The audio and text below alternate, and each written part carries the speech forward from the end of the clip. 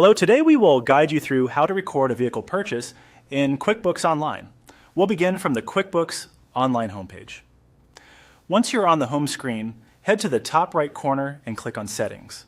This is where you can manage important setup options for your company file, including the accounts used to track assets like vehicles.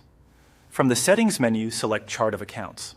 The Chart of Accounts is the foundation of your bookkeeping in QuickBooks because it's where you organize the different account types your business uses. Since a vehicle purchase should be tracked properly, the first part of this process is creating a dedicated account for it. On the Chart of Accounts page, click New Account. QuickBooks will open a form where you can create the account that will hold the value of the vehicle. In the name field, enter a sample name for the vehicle account. Choose a clear name that helps you recognize it later, especially if your business owns more than one vehicle. Next, enter the needed data in the remaining fields. Take a moment here to make sure the information matches the way you want the vehicle recorded in your books. This step is important because it affects how the purchase appears in your financial records going forward. After reviewing the details, click Save to create the account. Once the account has been saved, move your mouse to the top left area of the screen to access the main creation menu. From there, click Expense. This will open an expense transaction, which is where you'll record the actual vehicle purchase.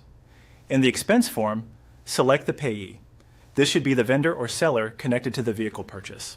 Choosing the correct payee helps keep your transaction history organized, and makes future reporting easier. After that, enter the vehicle account you just created. This tells QuickBooks where to assign the purchase so the vehicle is recorded under the proper account instead of being mixed in with regular operating expenses. That distinction is very important for accurate bookkeeping. When everything has been entered, review the details one more time for accuracy. Then click Save and Close to finish the process. And that's it. You've now recorded a vehicle purchase in QuickBooks Online by first creating the appropriate account and then entering the purchase as an expense using that account.